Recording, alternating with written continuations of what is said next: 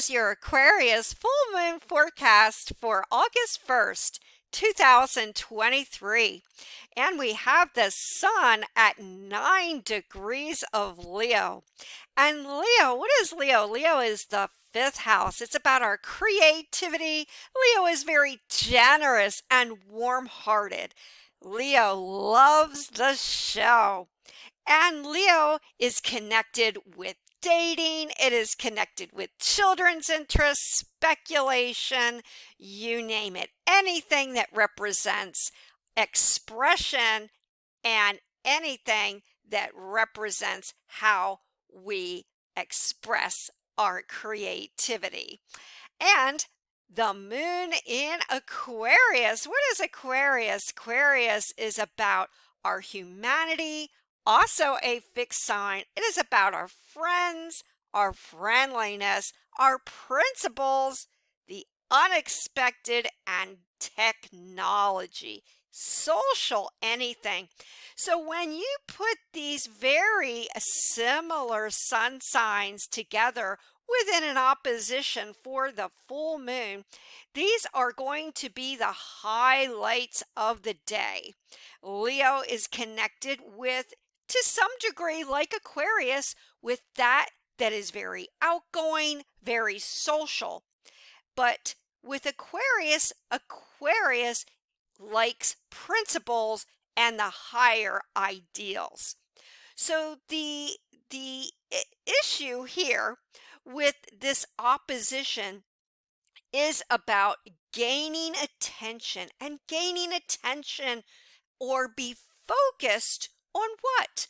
Our focus is going to be on that which appeals to our sense of truth, our sense of judgment, and our ideals. And not only just having these opinions, principles, ideals, and so on. We want to what? We want to gain attention or respect for our belief systems.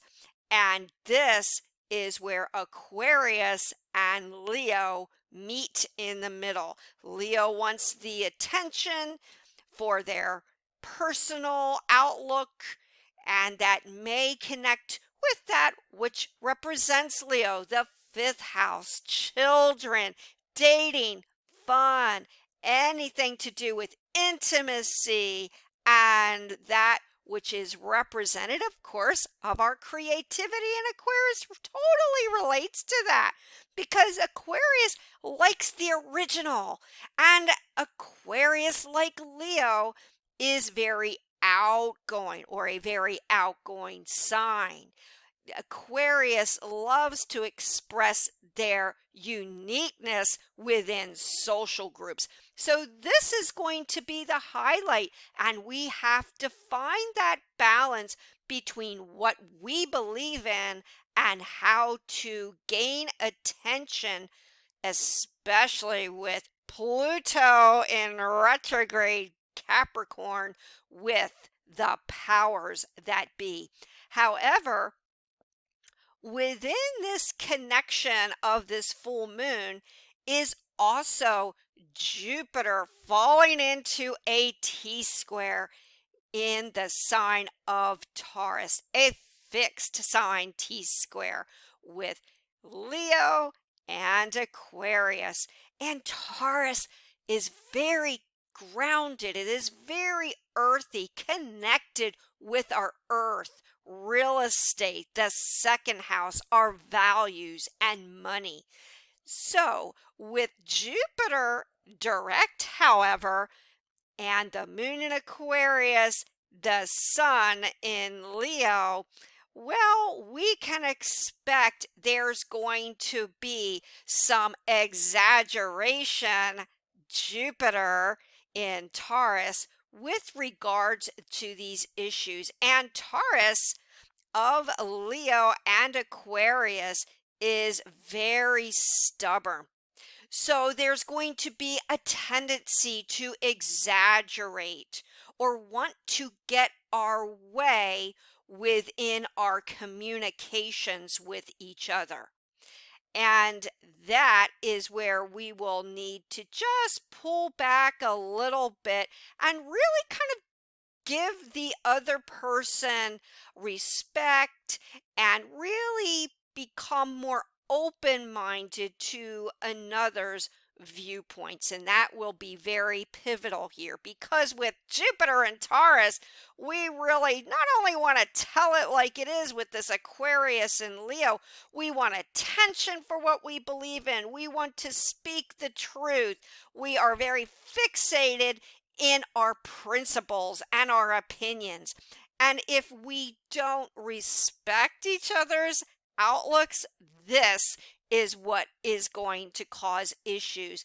And of course, the moon and Aquarius is connected with the masses, the public eye. So, yes, we could see some scuffles in the public or social media and so on. And with Leo, Leo loves the show and Leo loves the attention and the drama and the spotlight. So when you mix these three signs together, well, yes, there's going to be heightened intensity indeed with our relations with each other, and to be cautious in any kind of public misunderstandings, if you will. Now, Saturn is still in Pisces retrograde, and Saturn is that of responsibility. It is that of karma. It is very serious and conservative. Serious Saturn is about responsibility, duty, and the rules. And it is opposing Mercury elevated in Virgo now. So with retrograde Pisces Saturn and Mercury in very fussy Virgo, we may have a tendency to kind of analyze a situation or situations and become possibly overly picky or fussy, analytical, and so on. However, Virgo Mercury is elevated, and so we will have a good tendency to take an objective, intelligent approach to any information that we will have to disseminate now. But even with Mercury in Virgo, we will have to try not to overstrain or overstress ourselves with those minute details. And added to that,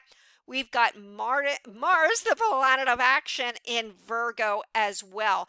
And this, well, is just past the opposition with Saturn, duty-oriented Saturn. So with this opposition, you can guarantee now between the time of the full moon and the next new moon, our focus is going to be on what?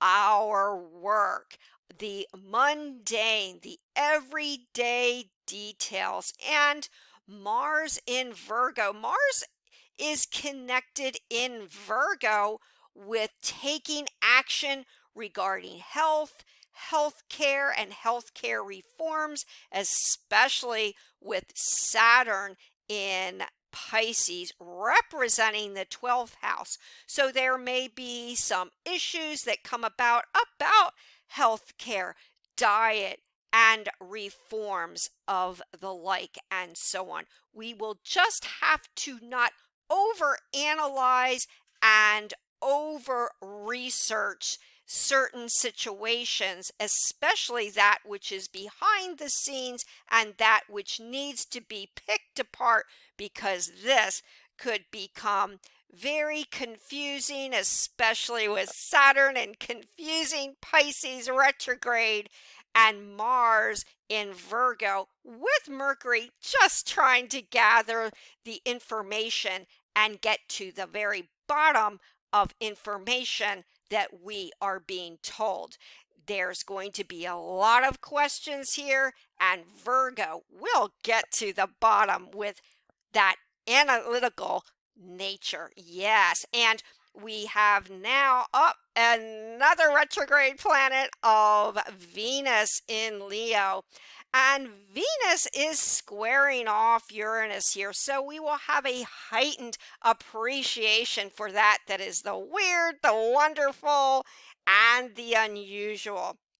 And especially because Venus is in the sign of Leo. So Leo is especially concerned with expression, our creative expression, how we are presenting ourselves to the world.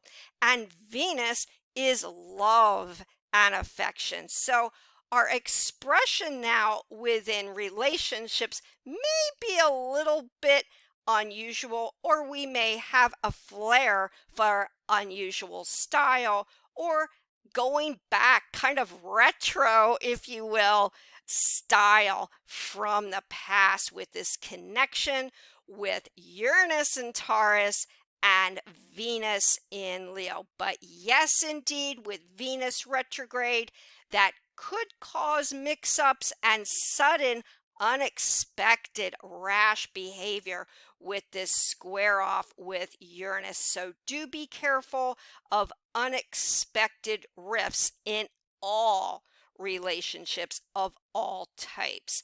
And we have Neptune still retrograde in Pisces, and Pisces is connected with the 12th house, and Neptune, it is connected with water, waterways, minerals, liquids, oil, and the oceans, and that can equal marine life as well. So we're going to have a bit of some concerns with these issues. Also, because Neptune is retrograde, it is also connected with what is connected with moisture and the atmosphere. So that may be an overabundance of water or moisture, and this could create some large storms now, or with the retrograde connection with Neptune, there is the lack of moisture, and this equally can be a problem with Neptune retrograde. And because we have this square off with the moon in Aquarius, the full moon in Aquarius, and especially with Jupiter, and Jupiter applying later on with Uranus, a conjunction and the square off uh, with the Leo sun, and with Uranus and Venus in Uranus and Taurus and Venus in Leo. This could call for some very large natural disasters now, volcanoes, earthquakes, and especially with retrograde Neptune uh, in Pisces, that could also be hurricanes, storms, and the like. This is something we will want to look out for during this phase of the full moon until the next new moon. And we also have Pluto in retrograde Capricorn. Yes, issues with those that are in positions of power, the powers that be. And of course, we're talking Capricorn, we're talking Earth. So we are talking about physical structure. Not only is there a breakdown within the structure of the collective, connected with government or the powers that be, but this can actually be problems, especially unknown, hidden Pluto problems with literal physical structure and the breakdown of structure. And as with all retrograde planets, whether it is Pluto, whether it is Neptune, whether it is Venus now, well, we are going to have to what? We have to go back to the past and look to the past to repair the present with breakdowns within the public, breakdowns within relationships and issues regarding water or sea life or moisture and so on. And so there is going to be for roughly the next month, a big concern going back to the past and making corrections because likely some of these retrograde planets connected with history and the past could be creating issues for our present. And as with Neptune retrograde, not only does, by the way, this represent anything with water, liquid, mineral, oil, and so on.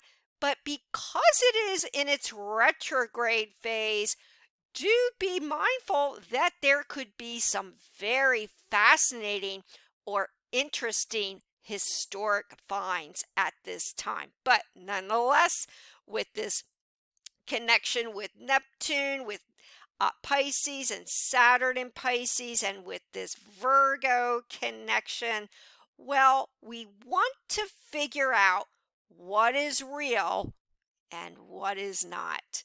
And at the end of the day, with some of the conflicts, we will have to be mindful of, well, that is the theme, to find out what is hidden and bring it to life. A lot going on with the past and trying to get closure and close the book. In the meantime, we want to express our opinions, our judgments, our ideals. And if we can do that with our very heightened sense of really gaining attention and really gaining attention for what's right and what's wrong, that is what, in fact, this Aquarius full moon is all about. If you'd like to get in touch with me, my contact information is down below. I give one-on-one readings and written reports. Please subscribe to this channel and press the bell notification. Until next time, many, many blessings.